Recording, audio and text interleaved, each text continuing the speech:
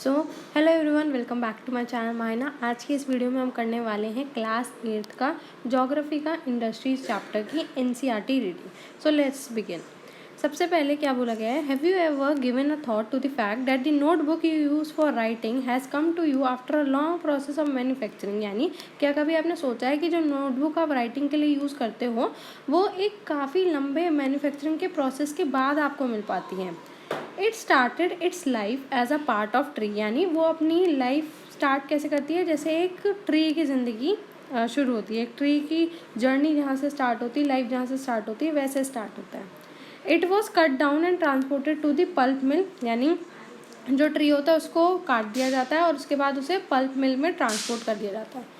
There the wood of the tree was processed and converted into wood pulp. यानी वहाँ से क्या है, ट्री का जो आपका तना वुड है उसको प्रोसेस कराया जाता है और कन्वर्ट करा जाता है वुड पल्प में। अब then the wood pulp was mixed with chemicals and finally change into paper by machines. यानी जो वुड पल्प होती है उसको मिक्स करा जाता है केमिकल्स के साथ और फाइनली चेंज कर दिया जाता है into paper by machines. This paper found its way to the press where ink made from chemicals was used to press the lines on the pages। यानी ये क्या है, पेपर एक तरह से रास्ता अपना ढूंढ लेता है टू दी प्रेस जहाँ पे इंक बनाई जाती है फ्रॉम केमिकल्स और फिर इसकी पेजेस की लाइन को प्रिंट कराया जाता है। The pages were then bound in the form of a notebook packed and send to the market for sale. यानी फिर इसके बाद इन पेजेस को एक नोटबुक की फॉर्म में बना दिया जाता है, बांध दिया जाता है, पैक करा जाता है और एक मार्केट में भेज दिया जाता है for sale. Finally it reach your hands. और फिर बाद में जाके आपके हाथों तक ये, आपके पास तक ये पहुंचती है। अब इसमें बताया गया है सेकेंडरी एक्टिविटीज़ ऑफ मैन्युफैक्चरिंग के बारे में। अब secondary activities of manufacturing change raw materials into products of more value to people. यानी सेकेंडरी एक्टिविटीज़ या जिसे हम मैन्युफैक्चरिंग भी कहते हैं वो रॉ मटेरियल्स को आपके प्रोडक्ट्स में चेंज करा देता है जिसकी ज़्यादा वैल्यू होती है ना। As you have seen pulp was change into paper and paper into a notebook. यानी आपने देखा है जो पल्प है वो पेपर में चेंज हो गया और पेपर नोटबुक में। These represent the 2 stages of manufacturing process. अब ये क्या दिखाता है, आपके मैन्युफैक्चरिंग प्रोसेस के 2 स्टेजेस को दिखाता है। The paper made from pulp and the cloth made from cotton have had value added to them at each stage of manufacturing process। यानी जो पल्प से पेपर बना है और जो कॉटन है से आपका क्लॉथ बना है उसने इनको क्या दी है, वैल्यू ऐड कर दी है। हर स्टेज के मैन्युफैक्चरिंग प्रोसेस के हर स्टेज में एक वैल्यू ऐड कर दी गई है। In this way the finish product has more value and utility than the raw material that it is made from. यानी इस तरीके से जो फिनिश प्रोडक्ट है उसकी ज़्यादा वैल्यू हो जाती है और ज़्यादा वो काम में आता है देन द रॉ मटेरियल जिससे वो बना हुआ है। अब क्या होता है ना, जो रॉ मटेरियल होता है, रॉ मटेरियल की वैल्यू तो इतनी ज़्यादा नहीं होती है ना, लेकिन जब उससे फाइनल प्रोडक्ट बनता है ना, फाइनल प्रोडक्ट बनता है उसकी वैल्यू बहुत ज़्यादा बढ़ जाती है, उसकी वैल्यू मार्केट में बढ़ जाती है और वो आप ज़्यादा प्राइस में दे सकते हो। जैसे कि आपने जो वुड है, वुड को कट करा, ये आपका एज अ क्या है, रॉ मटेरियल है ना, ये रॉ मटेरियल, लेकिन इसको आपने चेंज कर दिया, किस में बना दिया आपने, वुड फर्नीचर्स में बना दिया। टेबल हुई, आपका कोई भी फर्नीचर हुआ, वुड का फर्नीचर आजकल बहुत ज़्यादा डिमांड में भी है। तो ये क्या है, एक तरह से फिनिश प्रोडक्ट है। अब फिनिश प्रोडक्ट है तो क्या होगा, इसकी वैल्यू बढ़ जाएगी। इतनी लकड़ियों की वैल्यू नहीं होगी जितनी इसकी वैल्यू होगी, है ना, वुड फर्नीचर की। अब इससे क्या हो गया, आपको ना मार्केट में पैसा भी इसका ज़्यादा मिलेगा, वुड फर्नीचर का पैसा भी ज़्यादा मिलेगा, है ना।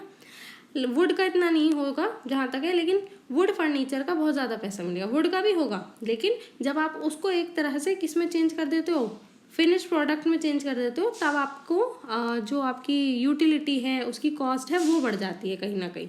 तो इसलिए आपका जो रॉ मटेरियल से ज़्यादा वो वैल्यू रखता है फिनिश प्रोडक्ट। अब नेक्स्ट क्या बताया गया है, industries refers to an economic activities that is concern with the production of goods, extraction of minerals और प्रोविजन ऑफ सर्विसेज। यानी इंडस्ट्री किसको रेफर करती है, इकोनॉमिक एक्टिविटी को रेफर करती है जो कि आपके गुड के प्रोडक्शन और उसके वो मिनरल से एक्सट्रैक्ट करना, देन सर्विसेज प्रोवाइड करना, इसको रेफर करता है, इससे रिलेटेड होता है इंडस्ट्री, है ना। इकोनॉमिक एक्टिविटी है, इकोनॉमिक यानी मनी से, सीधी सीधी बात है, मनी से रिलेटेड है। Thus we have iron and steel industry। इसलिए हमारे पास आयरन और स्टील इंडस्ट्री है जो कि प्रोडक्शन ऑफ गुड यानी गुड का प्रोडक्शन कराते हैं, बनाते हैं। कोल माइनिंग इंडस्ट्री जिसमें आपका एक्सट्रैक्शन हो रहा है मिनरल्स का, यानी कोल का एक्सट्रैक्शन हो रहा है कोल माइनिंग इंडस्ट्री में। एंड टूरिज्म इंडस्ट्री जो कि सर्विस प्रोवाइड करता है ना, इसलिए हमारे पास ये सारी इंडस्ट्रीज हैं। अब नेक्स्ट टॉपिक आ जाता है आपका क्लासिफिकेशन ऑफ इंडस्ट्री, यानी इंडस्ट्री किस किस बेसिस पे क्लासिफाइड है। तो अब आपकी सबसे पहले तो वो क्लासीफाई है रॉ मटेरियल के बेसिस पे, देन साइज के बेसिस पे, एंड उसके बाद आता है ओनरशिप के बेसिस पे। तो हम एक एक करके तीनों को पढ़ेंगे। सबसे पहले क्या बताया, रॉ मटेरियल।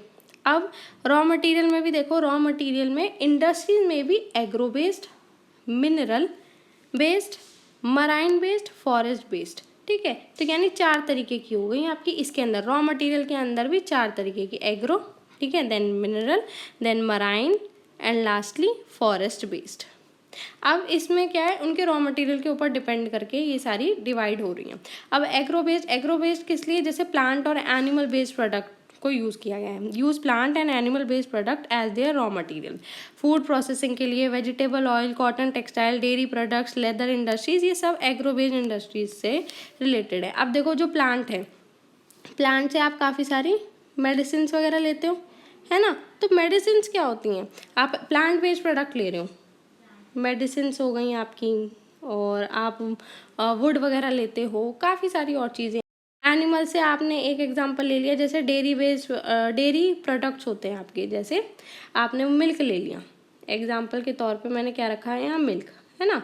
अब मिल्क से क्या हुआ आपका, आपने चेंज करा, मिल्क से आपने कर्ड बना लिया, या फिर आपने केक बना लिया, या फिर आपने पेस्ट्री बना ली, है ना, या फिर आपने वो बना ली जो आप खीर वगैरह यूज़ करते हो, घर में खीर वगैरह बनाते हो, है ना। तो ये सारी चीज़ें क्या है, मिल्क तो आपको वो मिला है एनिमल से, है ना।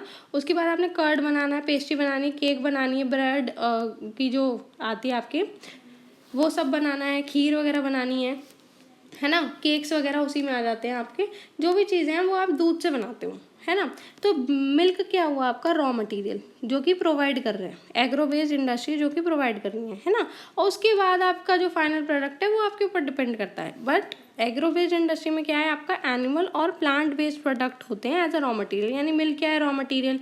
अब मैं यहाँ पे एग का एग्जाम्पल ले लूँ, एग क्या है, रॉ मटेरियल की तरह काम हो रहा है आपका, और भी कितनी सारी जगह पे काम होता है एग का।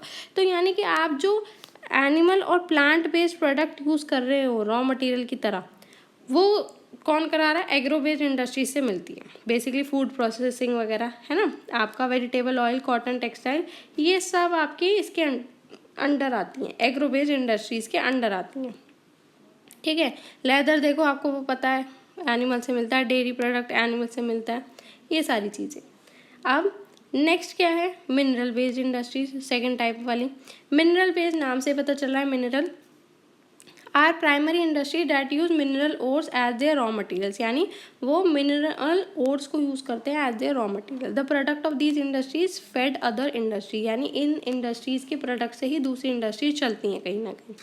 Iron made from iron ore is the product of mineral based industry, यानी जो आयरन बनता है आयरन ओर से, है ना, आयरन ओर से जो आयरन मिलता वगैरह है, वो क्या है आपका मिनरल बेस्ड प्रोडक्ट का, मिनरल बेस्ड इंडस्ट्री का प्रोडक्ट है। This is use as a raw material for the manufacture of a number of other products such as heavy machinery, building materials and railway coaches, यानी ये क्या है, as a raw material use करा गया है ना, raw material use किया गया है बहुत सारे और प्रोडक्ट्स की मैन्युफैक्चरिंग के लिए। जैसे मैंने यहाँ पे आपको उसका एग्रो का भी एग्जांपल दिया था, ऐसे मिनरल से आयरन और से आयरन मिल रहा है, तो मिनरल कहाँ से आ रहा है, मिनरल बेस्ड इंडस्ट्रीज से, जो कि दे रही है मिनरल्स, है ना। और उसके बाद आप अदर प्रोडक्ट्स को मैन्युफैक्चर कर सकते हो, और इसके एग्जांपल्स आपको कुछ ये गिवन है, आप रीड कर सकते हैं। इन सब में आपके railway coaches, building materials, heavy machinery वगैरह में। अब थर्ड वाली आ जाती है आपकी मराइन बेस्ड इंडस्ट्री। अब ये क्या करती है मराइन बेस्ड इंडस्ट्री, ये प्रोडक्ट्स को यूज़ करती हैं from sea and oceans. Marine है ना, तो वाटर से रिलेटेड, है ना, तो सी और ओशियंस से जो प्रोडक्ट मिलते हैं उसे as a raw material use किया जाता है। इंडस्ट्रीज प्रोसेसिंग सी फूड और manufacturing fish oil are some examples, यानी इंडस्ट्री जो कि सी फूड को या फिर फिश ऑयल को मैन्युफैक्चर बना रही है, मतलब मैन्युफैक्चर मतलब बना रही है फिश ऑयल को, ये एग्जाम्पल है मराइन बेस्ड इंडस्ट्रीज़ के। नेक्स्ट आ जाता है आपका फॉरेस्ट बेस्ड इंडस्ट्रीज। अब फॉरेस्ट बेस्ड इंडस्ट्रीज है तो नाम से पता है कि फॉरेस्ट प्रोड्यूस ही वो यूटिलाइज करेंगी एज अ रॉ मटेरियल। ये फॉरेस्ट के साथ ही एसोसिएटेड होती हैं, जैसे are pulp and paper, pharmaceuticals, furniture and buildings. ये कुछ एग्जांपल हैं फॉरेस्ट बेस्ड इंडस्ट्रीज़ के। नेक्स्ट आपका टाइप आ जाता है, पहला तो रॉ मटेरियल था, दूसरा टाइप आपका आ जाता है साइज। ठीक है, साइज में it refers to the amount of capital invested, number of people employed and the volume of production. अब साइज का मतलब क्या है कि कितना अमाउंट ऑफ कैपिटल इन्वेस्ट किया गया है, कितना अमाउंट मनी कितनी लगाई गई है ना, कितने लोग लगे हैं उस काम करने के लिए, कितने लोगों को रखा गया है काम करने के लिए, और कितना प्रोडक्शन हो रहा है, उसकी volume. Okay, based on the size industries दो तरह की होती हैं, इसमें भी डिवाइड हो गई आपकी, एक स्मॉल स्केल, एक दूसरी हो जाती है लार्ज स्केल इंडस्ट्री।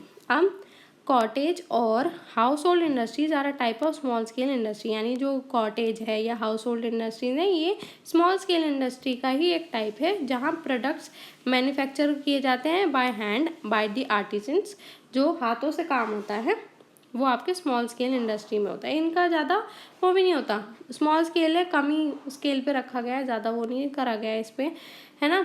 सिंपली लोग हाँ हैंड से ही मैन्युफैक्चर करते हैं, जैसे बास्केट वीविंग, पोइट्री, है ना, पोइट्री और हैंड क्राफ्ट्स अदर, वो सारे एग्जांपल है कॉटन इंडस्ट्रीज़ के। अब देखो स्मॉल स्केल इंडस्ट्री में आपका क्या है, lesser amount of capital use किया जाता है, टेक्नोलॉजी कम यूज़ की जाती है as compare to large scale industry, जहाँ पे लार्ज वॉल्यूम ऑफ प्रोडक्ट्स बनाया जाता है। अब यहाँ लार्ज वॉल्यूम ऑफ प्रोडक्ट्स नहीं बनाया जाता, तो यहाँ पे कैपिटल भी कम लगता है, टेक्नोलॉजी भी कम लगती है, है ना। Investment of capital is higher and the technology use is superior in large scale industry, यानी कि जो आपकी कैपिटल होता है वो हाई किस में होता है और टेक्नोलॉजी हाई किस में लगती है, सुपीरियर होती है लार्ज स्केल इंडस्ट्री में। ऑब्वियसली आपको वहाँ पे ज़्यादा इन्वेस्टमेंट करना पड़ेगा, क्योंकि आप लार्ज वॉल्यूम ऑफ प्रोडक्ट्स को बना रहे होते हो। जैसे कुछ एग्जांपल क्या है, silk weaving, food processing industries के, जो कि स्मॉल स्केल इंडस्ट्रीज़ का पार्ट है, और ऑटोमोबाइल्स और हैवी मशीनरी आपके लार्ज स्केल इंडस्ट्रीज़ का पार्ट है, ये आपको याद रखना है। स्मॉल स्केल का कौन सा है, weaving and food processing industries, and large scale के हैं ऑटोमोबाइल्स एंड हैवी मशीनरी, ये याद रखना है।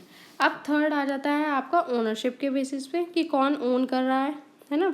तो देखो ये भी डिवाइडेड होते हैं आपके private, then state owned, then public sector में, ठीक है, एंड लास्टली जॉइंट सेक्टर, और फिफ्थ आपका कोऑपरेटिव सेक्टर, यानी 5 तरह में ओनरशिप डिवाइड होती है फर्दर, जिसमें कि सबसे पहले प्राइवेट सेक्टर इंडस्ट्रीज़ को देख लेते हैं, जो कि इंडिविजुअल या फिर group of individual he own करते हैं, उन्हीं के अंडर ये चलती हैं, ठीक है, प्राइवेट में ये होता है।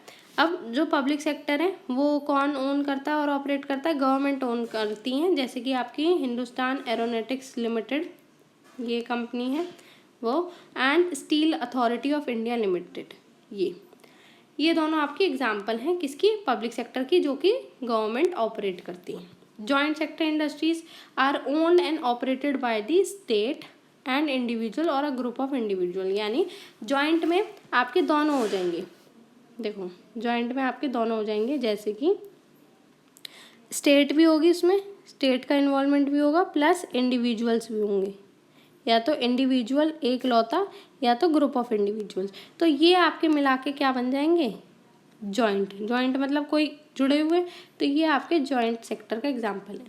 आपका प्राइवेट में देखो, प्राइवेट में क्या था, प्राइवेट में बेसिकली आपके इंडिविजुअल था या फिर ग्रुप ऑफ इंडिविजुअल, इंडिविजुअल और एस एक्स्ट्रा, इंडिविजुअल्स बहुत सारे, ग्रुप ऑफ इंडिविजुअल, ठीक है। आपका पब्लिक में, पब्लिक सेक्टर में क्या था, गवर्नमेंट कर रही थी, गवर्नमेंट के थ्रू। जॉइंट सेक्टर में आपके स्टेट प्लस इंडिविजुअल।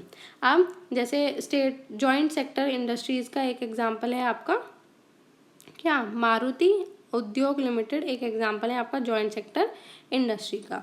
अब लास्ट वाली जो आपकी आती है कोऑपरेटिव सेक्टर वाली, वो इंडस्ट्रीज कौन ओन करती है, जो प्रोड्यूस कर रहे होते हैं या सप्लाई कर रहे होते हैं रॉ मटेरियल्स को, वर्कर्स या फिर दोनों, तो ये कोऑपरेटिव में आ जाते हैं, ठीक है, जो कि सप्लायर होंगे बेसिकली, जो सप्लाई करेंगे, या प्रोड्यूसर जो बनाते हैं रॉ मटेरियल को, वर्कर्स या दोनों भी हो सकते हैं, है ना।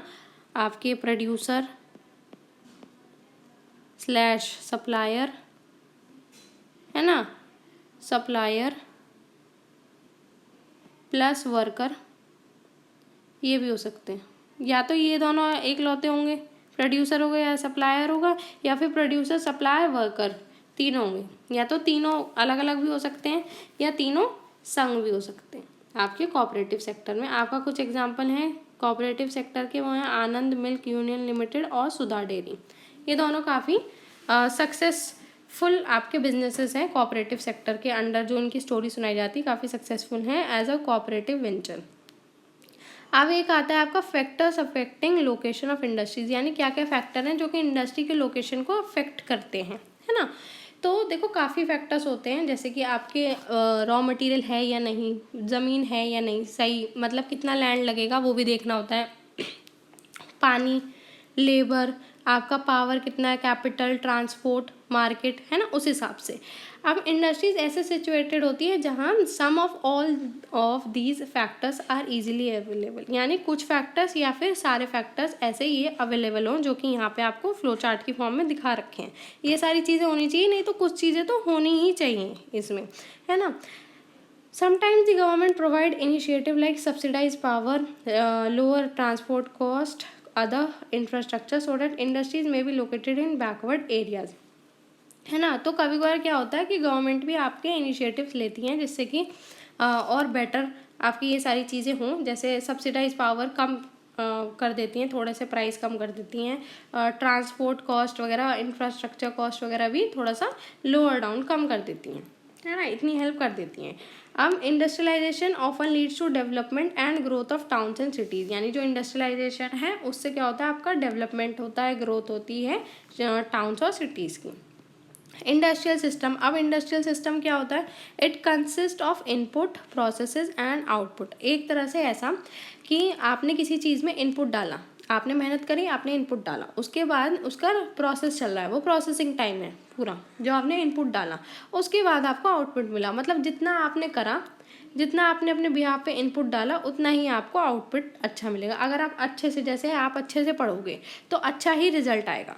इस तरीके का ये इंडस्ट्रियल सिस्टम है कि आप इनपुट डालो, फिर वो प्रोसेस होगा, देन आपको एक आउटपुट मिल जाएगा। अब देखो इनपुट किस तरीके के डलते हैं इंडस्ट्रियल सिस्टम में, जैसे रॉ मटेरियल्स, है ना, labour, cost of land, transport, power, other infrastructure, यानी आप रॉ मटेरियल दो, आप लेबर लगाओ, लोगों को काम पे लगाओ, आप ज़मीन के लिए पैसे दो, आप ट्रांसपोर्ट के लिए पैसे लगाओ, अपना पावर रिसोर्स सब यूज़ करो, इंफ्रास्ट्रक्चर बेटर बनाओ। तो ये सारे क्या है, ये आपके एंड से काम है, आपका इनपुट है जो आप लगा रहे हो, है ना। प्रोसेस क्या होगा, जिसमें आप रॉ मटेरियल को कन्वर्ट कर रहे होगे फिनिश प्रोडक्ट में, है ना। The output are the end product, output क्या हो गया, एंड प्रोडक्ट, जिससे आपको इनकम मिलेगी, जिससे आप क्या करोगे, पैसे कमाओगे, है ना। In case of the textile industry, अब ये एग्जांपल है कि टेक्सटाइल की इंडस्ट्री के केस में अगर हम देखें तो इनपुट क्या होगा, जैसे हमने कॉटन लगाई, हमने लेबर लगाई, हमने फैक्ट्री सेटअप करी, हमने ट्रांसपोर्ट कॉस्ट सेटअप करा, है ना। उसके बाद प्रोसेसिंग चली, ginning, spinning, weaving, dyeing, printing, ये सारी आपकी प्रोसेस चला कि ये सारे प्रोसेसेस में वो इनपुट जा रहा है ना। आउटपुट क्या हो जाएगा कि अब जो शर्ट आप पहन रहे हो जिससे आप इनकम कमाओगे, है ना, ये चीज़ आपकी आउटपुट हो गई, समझ गए। अब आता है इंडस्ट्रियल रीजन्स, अब नाम से पता है इंडस्ट्रियल रीजन यानी जहाँ इंडस्ट्रीज लगी होती हैं, है ना। तो industrial region emerge when a number of industries locate close to each other and share the benefits of their closeness, यानी इंडस्ट्रियल रीजन्स क्या होता है, जहाँ नंबर ऑफ इंडस्ट्रीज एक दूसरे के पास क्लोजली लोकेटेड होती हैं और इसका फ़ायदा उठाती हैं, है ना। फ़ायदा होता है उन्हें क्योंकि देखो इसमें काफ़ी चीज़ें बच जाती हैं, आपकी कॉस्ट काफ़ी कम हो जाती है। कॉस्ट किस चीज़ की कम हो जाती है, देखो एक तो ट्रांसपोर्ट की कम हो जाएगी, सबसे ज़्यादा हेल्पफुल तो ट्रांसपोर्ट में आएगा कि हाँ ट्रांसपोर्ट में आपकी कॉस्ट कम हो जाएगी, अगर पास लोकेटेड होगा तो इतना ज़्यादा पैसा नहीं देना पड़ेगा, है ना। रॉ मटेरियल आपको फास्ट मिल जाएंगे, रॉ मटेरियल की टेंशन नहीं रहेगी क्योंकि पास में ही होगा तो रॉ मटेरियल आपको आसानी से मिल जाएंगे, आपको ज़्यादा भागने की जरूरत नहीं है, आपका मार्केट पास में हो जाएगा, है ना। मार्केट भी पास में मिल जाएगा, जहाँ से आप ट्रांसपोर्ट करते हो रॉ मटेरियल है और मार्केट पास में होगा तो आप जल्दी जल्दी क्या कर सकते हो, सामान को बेच सकते हो। और ऊपर से ये भी चीज़ है कि इंडस्ट्रीज अगर पास होती है तो देखो रॉ मटेरियल हो गया, है ना, रॉ मटेरियल किसी इंडस्ट्री ने प्रोड्यूस करे, जैसे आपने मिनरल वेस्ट वाले में ही मिनरल वेस्ट इंडस्ट्री सेटअप हुई, उसके बाद मिनरल मिला, मिनरल से आपने एक प्रोसेसिंग वाली इंडस्ट्री में भेज दी, जहाँ प्रोसेसिंग हो रही है उस चीज़ की। अब प्रोसेसिंग के बाद क्या होगा, वो आउटपुट वाली इंडस्ट्री जहाँ पे बेसिकली पैकेजिंग हो रही है, रेडी हो जाता है जहाँ पे, है ना, पैकिंग हो रही है, पैकेजिंग हो रही है बेसिकली, एंड उसके बाद आपका ये मार्केट में चला जाता है सामान, है ना, और इसके बाद आपको प्रॉफिट ही प्रॉफिट है। और जब ये चीज़ें जल्दी जल्दी होंगी पास होने की वजह से, इंडस्ट्रीज क्लोज होने की वजह से, तो क्या होगा, आपका प्रॉफिट भी डबल हो जाएगा, प्रॉफिट भी आपका बढ़ेगा, आप उतनी प्रोडक्शन ज़्यादा कर पाओगे, है ना, प्रोडक्शन भी ज़्यादा होगी, तो ये कहीं ना कहीं हेल्प करता है। अब मेजर इंडस्ट्रियल रीजन वर्ल्ड के क्या हैं, eastern, north America, central Europe, eastern Asia, है ना, ये सारे हैं, और भी हैं आपके। ज़्यादातर जो इंडस्ट्रियल रीजन्स हैं वो या तो टेम्परेट एरियाज़ में या सी पोर्ट्स के पास या फिर कोल फील्ड्स के पास होते हैं, जिससे कि आपको रॉ मटेरियल ईजीली मिल जाए या आप ट्रांसपोर्ट एक्सपोर्ट वगैरह आराम से कर सको, है ना, ईजिली हो सके। इंडिया के पास भी सेवरल रीजन्स हैं, जैसे Mumbai Pune cluster, Bangalore Tamil Nadu region, Hugli region, Ahmedabad Baroda region, Chota Nagpur industrial belt, and so on. ठीक है, ये सारे हैं, आप रीड कर सकते हैं, इंपॉर्टेंट हैं, आपसे पूछे जाएंगे। अब देखो, एक टॉपिक है इंडस्ट्रियल डिजास्टर का। अब इंडस्ट्रियल डिजास्टर क्या, इंडस्ट्री में जो एक्सीडेंट या डिजास्टर होते हैं टेक्निकल फेलियर की वजह से या फिर इररिस्पॉन्सिबल हैंडलिंग की वजह से, है ना, या आपने सही से हैंडल नहीं करा, है ना, इररिस्पॉन्सिबल बिहेवियर रहा, या टेक्निकल फेलियर की वजह से जो डिजास्टर होते हैं, जो एक्सीडेंट होते हैं इंडस्ट्रीज में, उनको क्या बोला जाता है, इंडस्ट्रियल डिजास्टर बोला जाता है। And one of the worst industrial disaster of all time occurred in Bhopal on 3 दिसंबर 1984। भोपाल में काफ़ी वर्स्ट इंडस्ट्रियल डिजास्टर हुआ था, जो कि 3 दिसंबर 1984 में इतने टाइम अराउंड हुआ आपका, and it was a technological accident, है ना, ये एक एक्सीडेंट था जिसमें एक हाईली पॉइजनस मिथाइल आइसोसाइनाइड के साथ साथ हाइड्रोजन साइनाइड गैस रिलीज हो गई थी, है ना, फैल गई थी, स्प्रेड हो गई थी, लीक हो गई थी बेसिकली एक पेस्टाइड फैक्ट्री के से, जो कि यूनियन कार्बाइड की थी।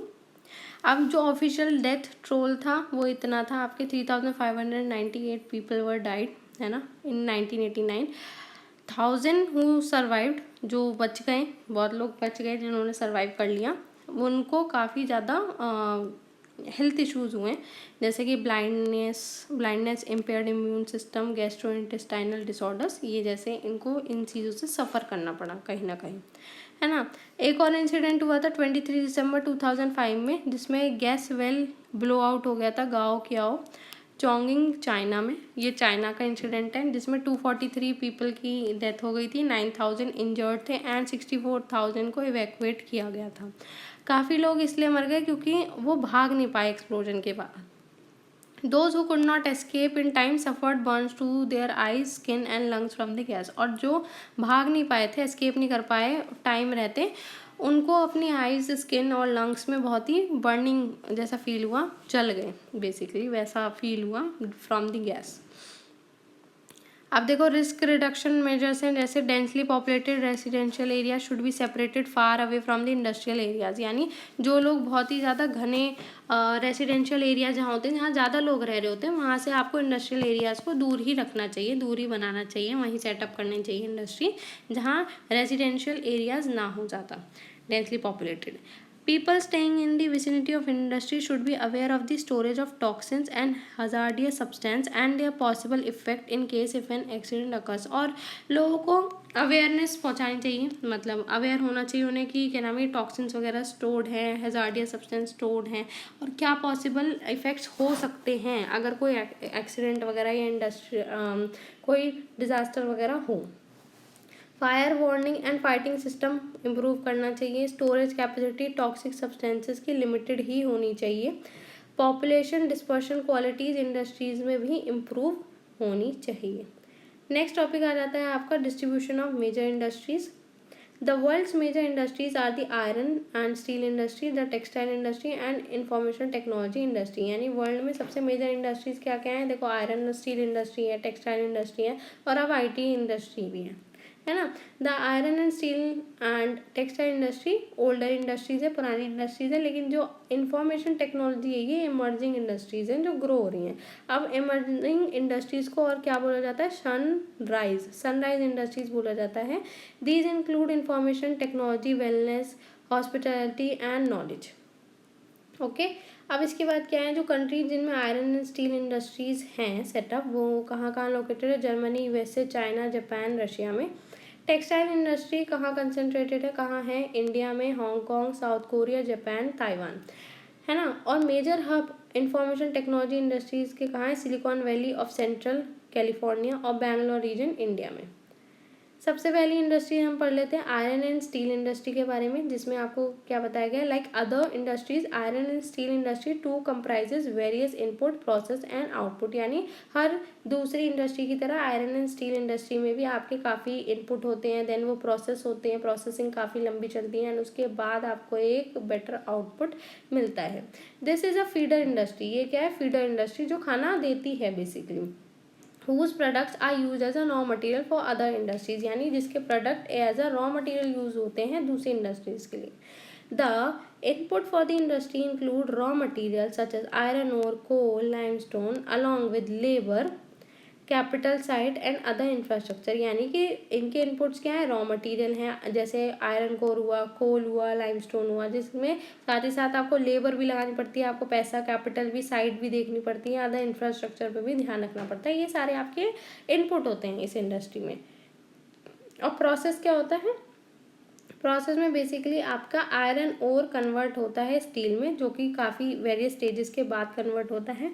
Raw materials put in blast furnace, यानी रॉ मटेरियल किस में रखा जाता है, ब्लास्ट फर्नेस में, जहाँ वो स्मेल्टिंग होती है उसकी। अब स्मेल्टिंग क्या है, it is a process in which metals are extracted from their ores by heating beyond the melting point. यानी जिस पॉइंट पे जाके वो जो मेटल है, मेटल ओर है, वो मेल्ट हो जाता है, उस पॉइंट के बियॉन्ड जाते हैं, उस पॉइंट से आगे जाके ये मेटल्स को एक्सट्रैक्ट किया जाता है उनके ओर से, तो इसी प्रोसेस को स्मेल्टिंग बोला जाता है। इट इज़ देन रिफाइंड, इसको फिर रिफाइन किया जाता है। The output obtain is steel, और फिर आउटपुट क्या मिला आपको, steel, which may be use by other industry as a raw material. और स्टील किसी और इंडस्ट्रीज के थ्रू भी यूज़ किया जाता है एज अ रॉ मटीरियल, कर सकते हैं। देखो ये रहा आपको मैन्युफैक्चरिंग ऑफ स्टील का, देखो 8 ton of coal plus 4 tons of iron ore plus 1 ton of limestone मिला के आपका 1 टन ऑफ स्टील बनाता है। तो आप देख सकते हो मैन्युफैक्चरिंग ऑफ स्टील कैसे होती है। Steel is tough and it can be easily B shaped, cut और मेड इनटू वायर। यानी स्टील टफ होती है एंड ईजिली शेप करी जा सकती है, कट करी जा सकती है और वायर्स में बनाई जा सकती हैं।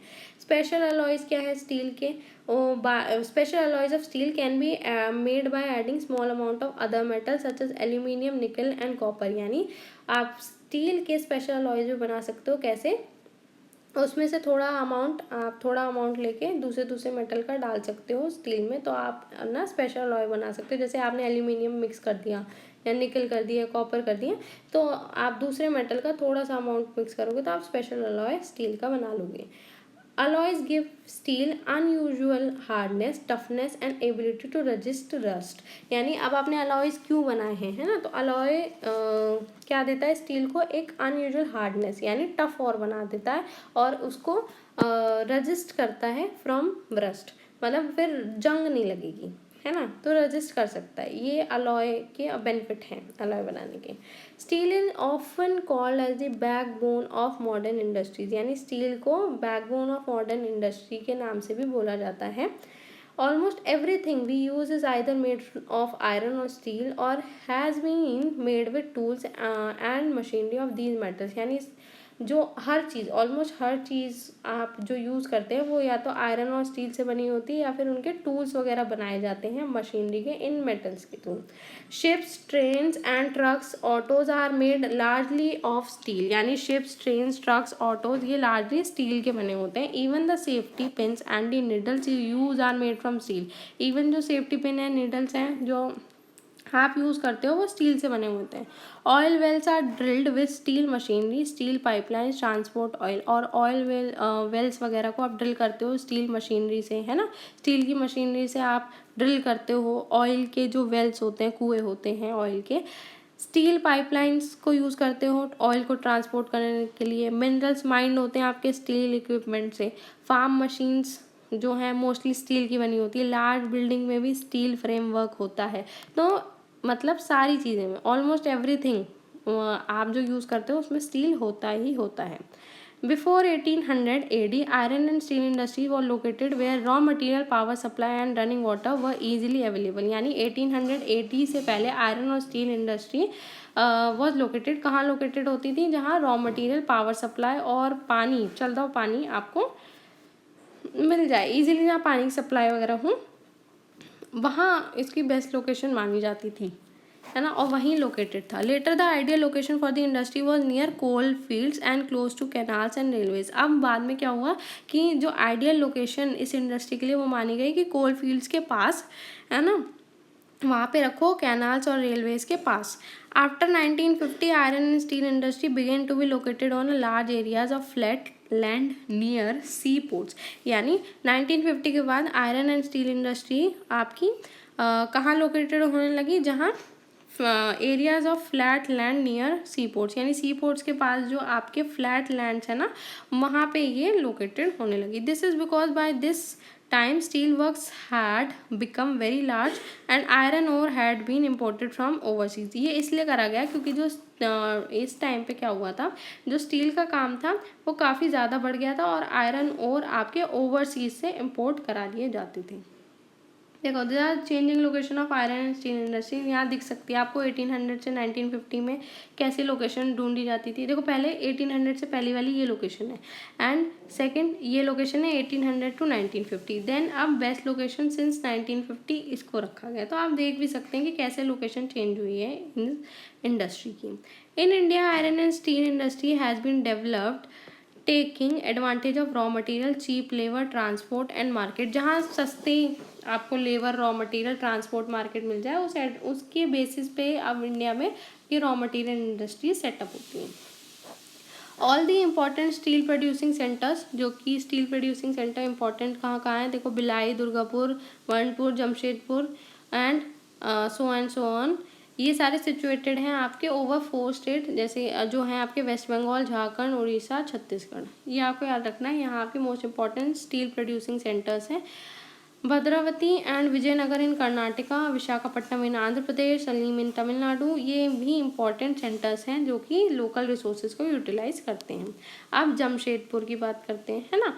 Before 1947 there was only one iron and steel plant in the country, Tata iron and steel industry limited, है ना। तो 1947 से पहले क्या था, सिर्फ एक ही आयरन एंड स्टील प्लांट था आपका कंट्री में, जो कि था Tata iron and steel company limited, जिसे टिस्को भी बोला जाता है। इट वॉज प्राइवेटली ओन्ड, ये प्राइवेटली ओन्ड था। अब मैंने प्राइवेटली का मतलब बताया था ना, प्राइवेटली ओन्ड का मतलब क्या होता है, या तो इंडिविजुअल या तो ग्रुप ऑफ इंडिविजुअल इसको ओन करता है। आफ्टर इंडिपेंडेंस के बाद the government took the initiative set up several iron and steel plants. Independence के बाद क्या हुआ, गवर्नमेंट ने इनिशिएटिव लिया और बहुत सारे आयरन स्टील प्लांट्स को सेटअप करना चालू करा। टिस्को वॉज स्टार्टेड इन 1907, है ना। तो Tata iron and steel company limited ये 1907 में स्टार्ट हुई at Sakchi near the confluence of river Subarnarekha and Kharkai in Jharkhand, ठीक है। Later on Sakchi was named at Jamshedpur, इसका नाम फिर बदल के जमशेदपुर रख दिया गया। Geographically Jamshedpur is the most conveniently situated iron and steel centre in the country. बाद में इसी को बहुत ही ज़्यादा conveniently situated iron and steel centre बना दिया गया कंट्री में। ये है लोकेशन आपकी आयरन एंड स्टील इंडस्ट्री की जमशेदपुर में, ठीक है। मेजर रोड ये दिख रही है एंड रेलवे लाइन आपको इस तरीके से शो होगी। Sakchi was a region to set up the steel plant for several regions, है ना। इसको इसलिए चूज़ करा गया था स्टील प्लांट के लिए काफ़ी सारे रीजन्स की वजह से। This place was only 32 kilometre away from Kalimati station on Bengal Nagpur railway line. यानी इसलिए भी इसको चूज़ करा गया था क्योंकि ये जो जगह है सिर्फ 32 किलोमीटर दूरी थी कालीमती स्टेशन के, जो कि बंगाल नागपुर रेलवे लाइन पे थी। It was close to iron ore, coal and manganese deposit as well as to Kolkata, इसके पास भी थी ये, which provides a large market, और लार्ज मार्केट भी प्रोवाइड करी थी। TISCO gets coal from Jharia coal fields and iron ore, limestone, dolomite and manageable manganese from Orissa and Chhattisgarh. इधर कोल भी मिल रहा था, अच्छा आयरन ओर भी मिल रहा था, लाइमस्टोन, मैगनीज वगैरह ये सब मिल रहा था अच्छे से, है ना। The Kharkai and Subarnarekha rivers ensure sufficient water supply. इन दोनों रिवर से आपकी सफिशिएंट वाटर सप्लाई इन्हें मिली। गवर्नमेंट इनिशिएटिव से एडुकेट कैपिटल भी मिला इसके लेटर डेवलपमेंट के लिए, है ना। तो in Jamshedpur several other industrial plants were set up after डिस्को। They produce chemical, locomotive parts, agricultural equipment, machinery, tin plate, cable and wire.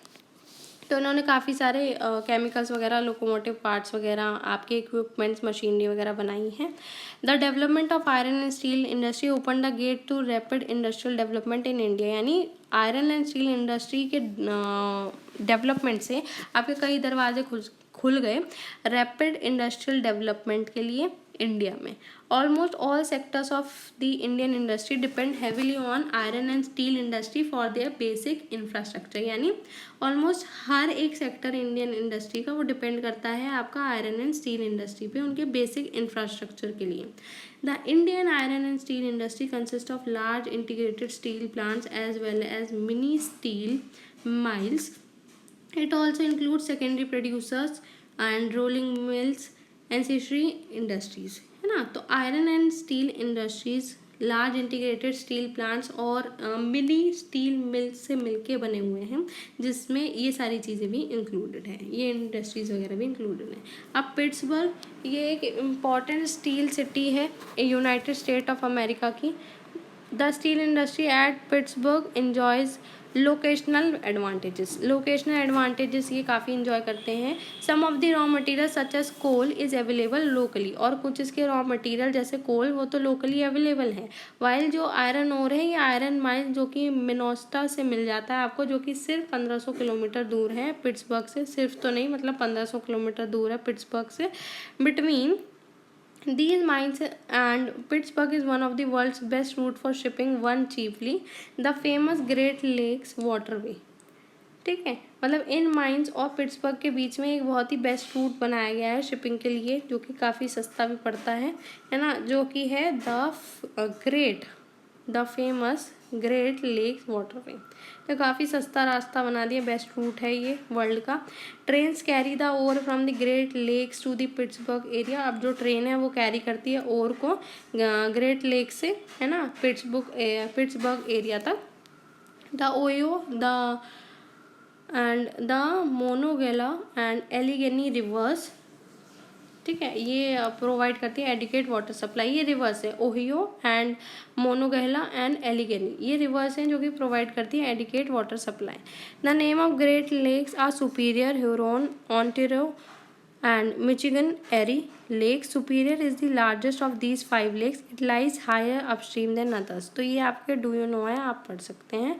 Today very few of the large steel mills are Pittsburgh itself, यानी काफ़ी बड़ी steel miles बहुत ही कम है, उसमें से एक ये आपका पिट्सबर्ग है खुद ही।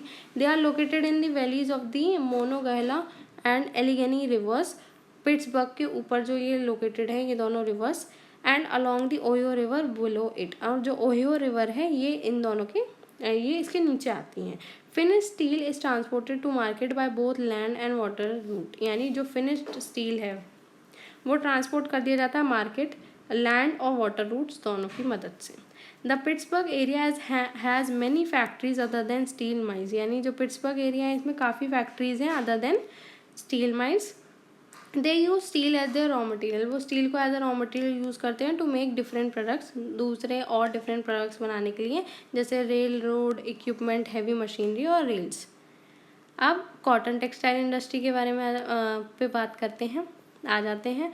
Weaving cloth from yarn is an ancient art. Cotton, wool, silk, jute, flax इसे यूज़ किया जाता है for making cloth. The textile industry can be divided on the basis of raw material use in them, यानी textile industry को आप divide कर सकते हो on the basis of raw material जो आप उसमें लगा रहे हो। Fibres are the raw material of textile industry. Fibres क्या है, रॉ मटेरियल है टेक्सटाइल इंडस्ट्री के। फाइबर आपके नेचुरल भी हो सकता है, मैन मेड भी हो सकता है। नेचुरल फाइबर कहाँ से मिलता है आपको, वुल, सिल्क, कॉटन, लाइनन और जूट से मिलता है। मैन मेड फाइबर्स आपके नायलॉन, पॉलिस्टर, आर्कलिंग और रेयॉन ये हैं। अब टर्म जो है टेक्सटाइल वो कहाँ से आई है, is derive from Latin word से डिराइव हुआ टेक्सचर, जिसका मतलब है टू वीव। ये आपसे पूछा जा सकता है, आप पढ़ लीजिएगा।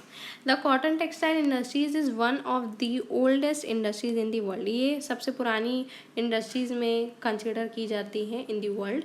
Till the industrial revolution in 18th century cotton cloth was made using hand spinning techniques, wheels and looms।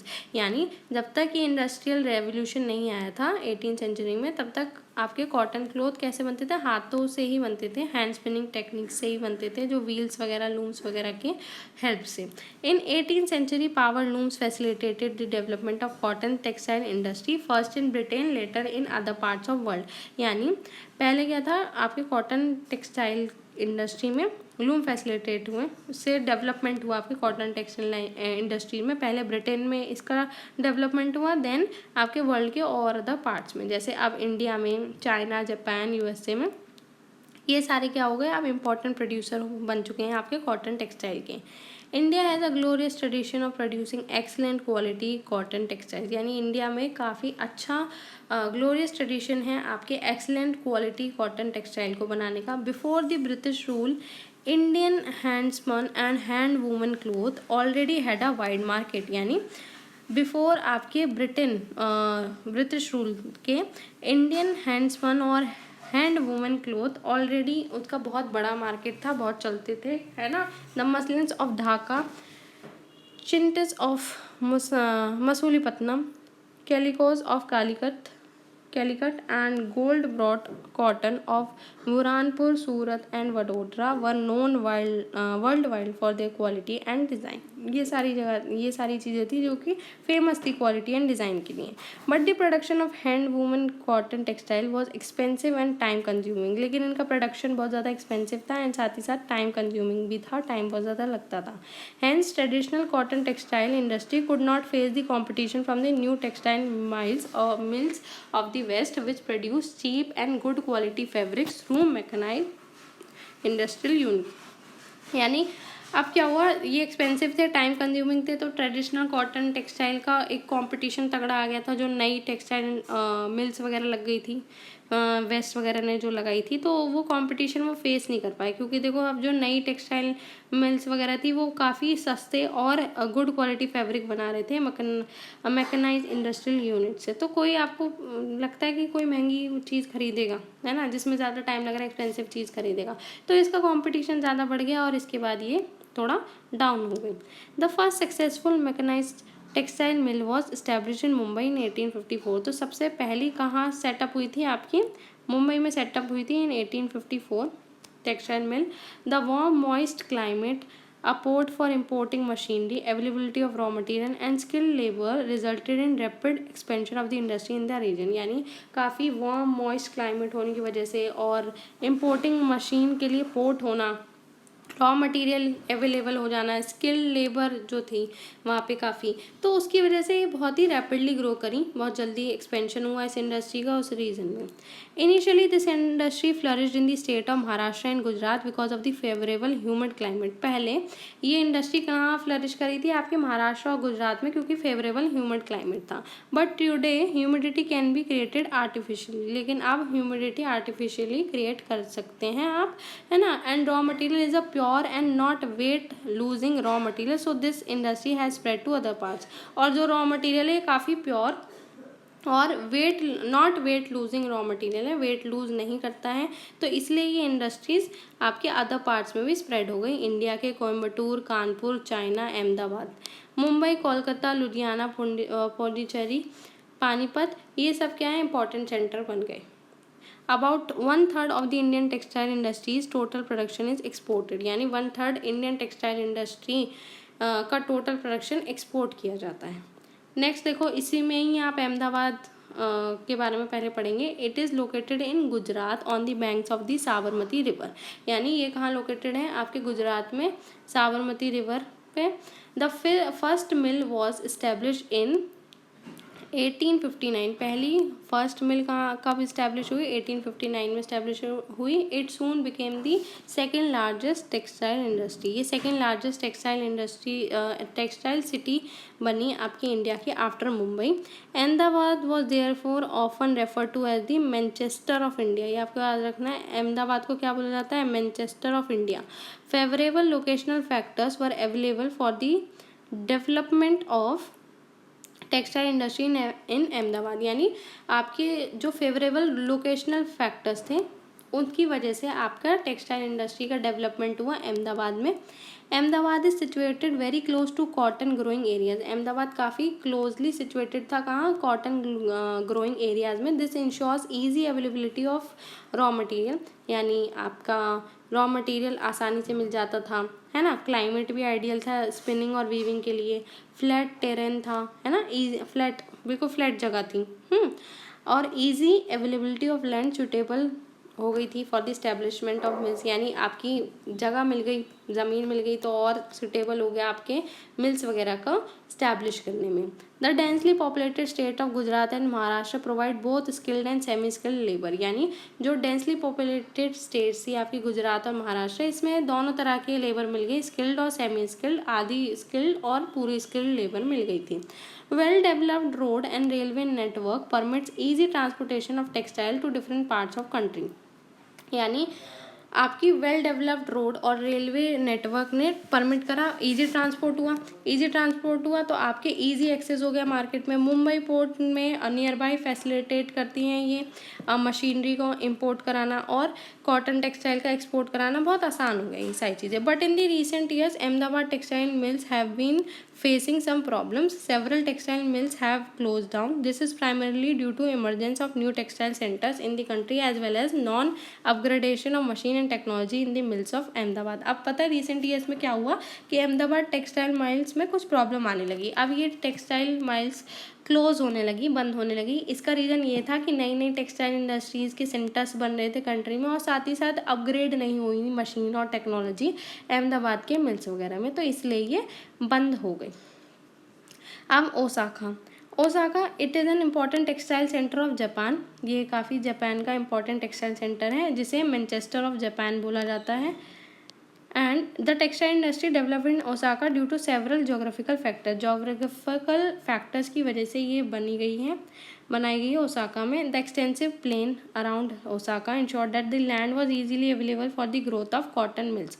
यानी प्लेन की वजह से, एक्सटेंसिव प्लेन की वजह से अराउंड ओसाका ये लैंड काफ़ी इजीली अवेलेबल हो गई for the growth of cotton mills, है ना। कॉटन माइल्स की ग्रोथ अच्छी हुई। वार्म ह्यूमिड क्लाइमेट सूट करा स्पिनिंग और वीविंग में, है ना। ये वार्म और ह्यूमिड क्लाइमेट था जो कि आपका बेनिफिशियल था बेसिकली, इसके लिए सूट कर गया।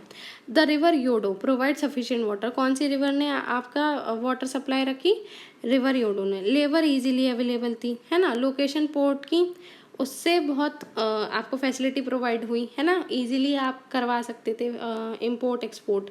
तो इंपोर्ट हुआ रॉ मटेरियल का और एक्सपोर्ट कराया टेक्सटाइल इंडस्ट्री ओसाका की डिपेंड करती है कम्प्लीटली इम्पोर्टेड रॉ मटेरियल पे।